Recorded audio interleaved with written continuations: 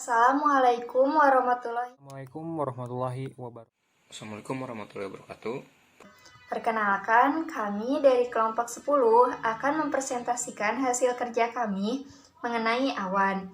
Sebelumnya, perkenalkan nama saya Aflahati Nupus. Di sini saya ditemani oleh kedua rekan saya, yaitu Difta Afrilian dan Fatwa Femar Alnafi. Langsung saja, mari kita simak materi yang akan kami sampaikan. Nah, untuk materi yang pertama ada klasifikasi awan. Awan merupakan sebuah proses awal dari terjadinya hujan, sehingga banyak digunakan untuk indikator keadaan cuaca. Tetapi tidak semua jenis awan dapat menghasilkan hujan. Dengan demikian, terdapat klasifikasi awan berdasarkan morfologi dan ketinggian. Pertama, berdasarkan morfologi atau bentuk. Berdasarkan morfologinya, awan dapat dibedakan menjadi 3. Yang pertama, ada awan sumulus. Awan ini merupakan bentuk awan yang bergumpal-gumpal dengan dasar horizontal. Awan ini lebih sering muncul pada musim kemarau. Kemudian yang kedua, ada awan stratus. Awan ini merupakan awan yang bentuknya tipis dan tersebar luas sehingga awan ini dapat menutupi langit secara merata. Yang ketiga, ada awan cirrus. Awan cirrus merupakan jenis awan yang berdiri sendiri serta mempunyai tekstur halus dan berserat. Bentuk awan ini seperti bulu burung. Pada awan ini terdapat kristal es, tetapi tidak menimbulkan hujan. Dan yang kedua, berdasarkan ketinggian. Berdasarkan ketinggian yang pertama yaitu awan tinggi. Awan tinggi merupakan awan yang terletak pada ketinggian lebih dari 6.000 kaki di atas permukaan laut. Awan tinggi ini terbagi menjadi 3 jenis. Yang pertama ada awan cirrus. Awan ini berada di ketinggian lebih dari 9 km. Awan cirrus merupakan awan terpisah yang berwarna putih dengan tekstur serat yang halus, sehingga disebut awan tipis, halus, dan berserat. Awan ini tersusun atas kristal es dan tidak menimbulkan hujan. Kemudian yang kedua ada awan cirrostratus. Awan ini berada di ketinggian 6-7 km. Awan cirrostratus merupakan awan yang bentuknya seperti kelambu putih.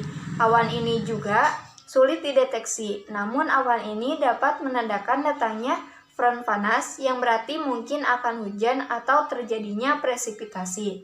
Awan ini juga dapat menimbulkan halo. Kemudian yang ketiga ada awan cirrocumulus.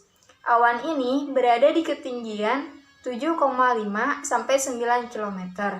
Awan cirrocumulus merupakan awan yang bentuknya seperti ombak di pasir pantai. Fisisnya sebagian besar terdiri atas kristal es dan tetesan air yang sangat dingin, sehingga sifatnya mudah membeku dan mudah menjadi kristal es. Awan ini tidak menimbulkan bayangan dan hujan. Kemudian yang selanjutnya ada awan sedang. Nah, awan sedang merupakan awan yang terletak pada ketinggian 2000 sampai 6000 mdpl. Nah, awan sedang ini terbagi menjadi 2 jenis. Yang pertama, awan altostratus. Awan ini berada di ketinggian 3 sampai 4,5 km. Awan ini merupakan awan yang dapat menghasilkan presipitasi ringan. Bentuk awan ini seperti selendang yang tebal dan fisisnya terdiri atas butiran-butiran air.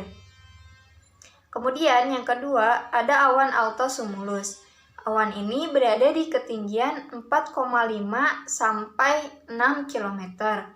Awan ini merupakan awan yang biasanya menandakan akan datangnya thunderstorm. Bentuk awan ini seperti bola yang tebal berwarna putih pucat. Fisisnya terdiri atas tetes-tetes air yang sangat dingin. Nah, yang ketiga ada awan rendah. Awan rendah merupakan awan yang terletak pada ketinggian di bawah 2000 mdpl. Awan ini terbagi menjadi 3 jenis. Yang pertama ada awan stratosumulus. Awan ini merupakan percah atau lembaran yang berwarna putih atau abu-abu yang terdiri dari massa awan yang bulat serta elemen-elemen yang tersusun secara teratur.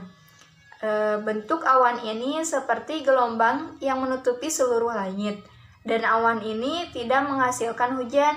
Fisisnya terdiri atas tetes-tetes air. Yang kedua, ada awan nimbus 100. Awan ini dapat menghasilkan endapan, baik itu hujan ataupun salju. Ketebalan awan ini mencapai 2000 meter. Bentuk awan ini pada pinggirnya tampak compang-camping serta menutup seluruh langit. Seluruh langit awan dapat mendatangkan hujan yang jatuh terus-menerus.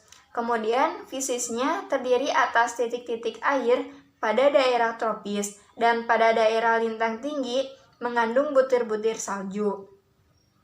Dan yang ketiga ada awan 100.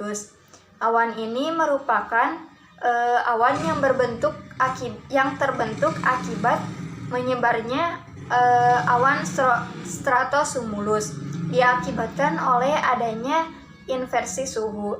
Nah, bentuk awan ini berupa lembaran-lembaran yang berwarna abu. Fisisnya terdiri dari tetes-tetes air yang kecil dan yang besar dapat menjadi tetes-tetes butir-butir salju. Kemudian klasifikasi yang selanjutnya ada awan yang terjadi karena udara naik. Nah, yang pertama ada awan sumulus. Awan ini merupakan awan yang pertumbuhannya secara vertikal yang memiliki tinggi puncak awan yang tinggi dan juga tebal. Kemudian yang kedua ada awan sumulus nimbus. Awan ini merupakan awan yang sangat ditakuti saat penerbangan karena awan ini sering menyebabkan bencana. Selain itu, awan ini juga mengandung aliran listrik. Nah, bentuk awan ini menyerupai gunung atau menara. Fisisnya terdiri dari tetes-tetes air dan salju atau kristal-kristal es pada bagian atas awan, serta gesekan partikel-partikel awan di dalamnya yang menimbulkan muatan listrik. Nama saya Difta Aprilian dari kelompok 10 Meteorologi dan Klimatologi yang membahas tentang awan. Saya di sini akan menjelaskan tentang fenomena awan terkait pembentukan cuaca. Awan berpengaruh sangat besar terhadap cuaca dan iklim. Mereka adalah elemen kunci siklus hidrologis bumi yang membawa air dari udara ke tanah dan dari satu wilayah ke wilayah yang lain. Awan juga mendominasi anggaran energi bumi dengan pengaruh mereka pada sebuah pertukaran energi panas matahari dalam atmosfer dan antara atmosfer, hidrosfer, permukaan tanah, biosfer, dan ruangan karena awan memiliki dampak yang besar pada anggaran radiasi bumi. Bahkan perubahan kecil dalam distribusi awan bisa mengubah iklim lebih dari perubahan yang diantisipasi dalam gas rumah kaca, antropogenik aerosol, atau faktor-faktor lain yang terkait dengan perubahan global atau dunia. Perubahan iklim yang dipengaruhi oleh awan pada gilirannya menyebabkan perubahan dalam awan karena iklim cloud climate feedback. Masukan ini dapat bernilai positif atau dalam kurung memperkuat perubahan atau negatif cenderung untuk mengurangi perubahan total tergantung pada proses yang terlibat. Pertimbangan utama dalam simulasi model iklim yang disebabkan oleh kesulitan awan dan cukup mewakili sifat radiasi awan. Terima kasih. Sekian dari saya, kurang lebihnya wabillahi taufik walhidayah. Wassalamualaikum warahmatullahi wabarakatuh. Nama saya Fatwa Firman Al-Nafi dari kelompok 10. Jadi pada bagian saya kali ini saya akan menjelaskan tentang manfaat atau pengaruh dari awan kepada makhluk hidup di permukaan bumi.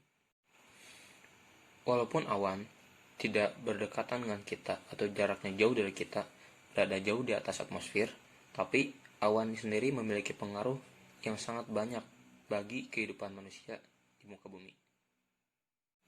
Bukan hanya saja bagi manusia, tapi juga bagi makhluk hidup lainnya yang ada di permukaan bumi.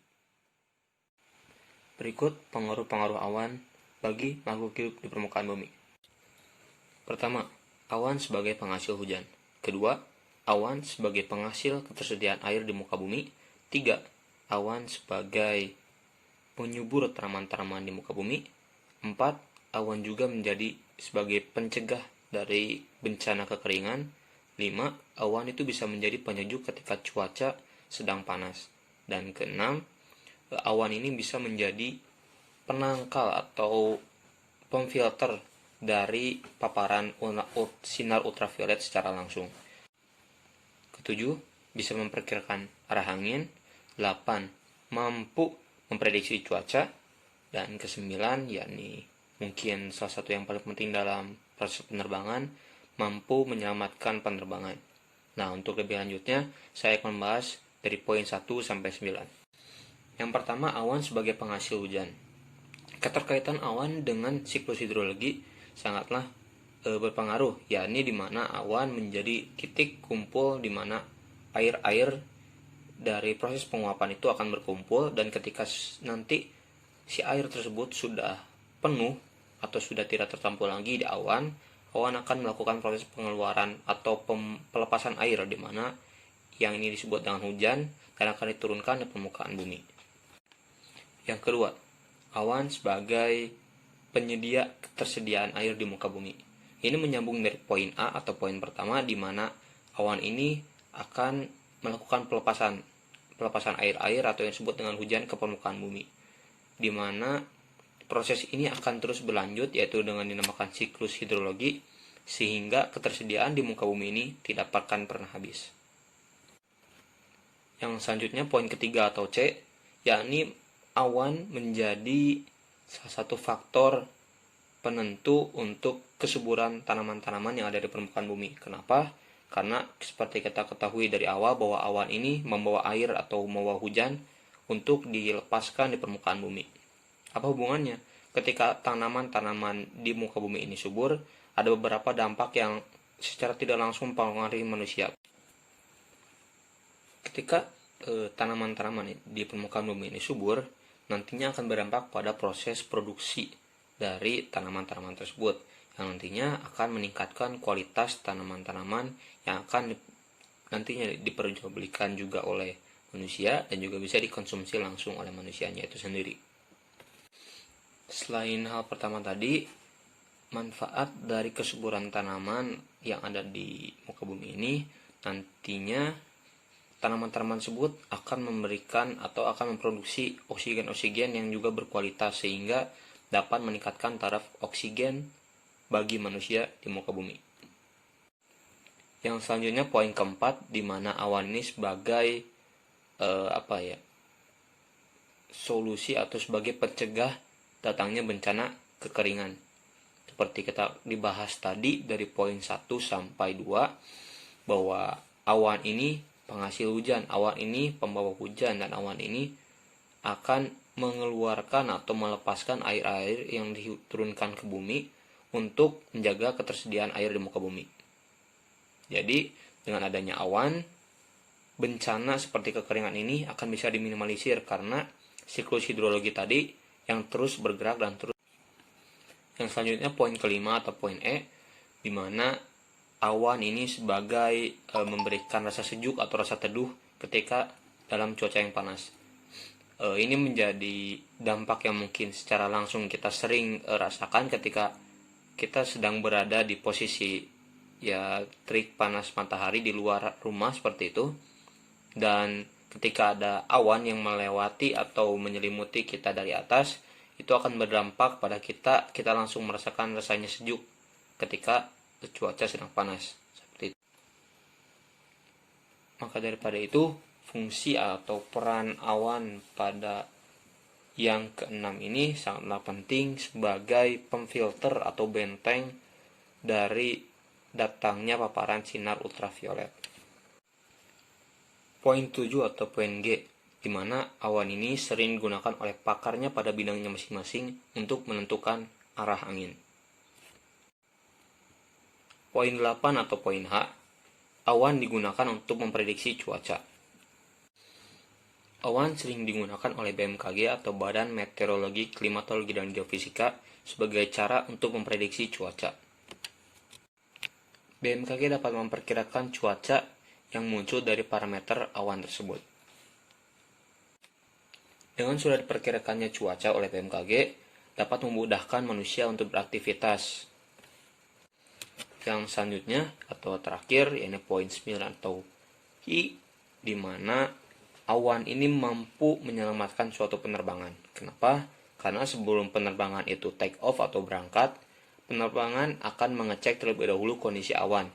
Sehingga nantinya ketika awan itu menunjukkan suatu gejala yang tidak memungkinkan untuk melakukan penerbangan, maka penerbangan tersebut bisa di-cancel atau di-pending. Mungkin itu yang dapat saya paparkan tentang 9 pengaruh awan terhadap makhluk hidup di muka bumi. Mungkin sekian saja yang dapat dipaparkan atau disampaikan oleh kelompok 10 tentang awan, yang diawali dengan klasifikasi atau jenis-jenis awan, dan dilanjutkan dengan materi kedua yaitu tentang pengaruh awan terhadap cuaca dan iklim, dan yang terakhir tadi tentang pengaruh awan terhadap makhluk hidup di permukaan bumi. Semoga rekan-rekan sekalian belum puas tentang apa yang kami paparkan, sehingga nantinya kita bisa saling berdiskusi dan juga saling sharing. Terima kasih atas perhatiannya. Kebenaran hanya milik Allah SWT dan kesalahan datang dari kita. Assalamualaikum warahmatullahi wabarakatuh.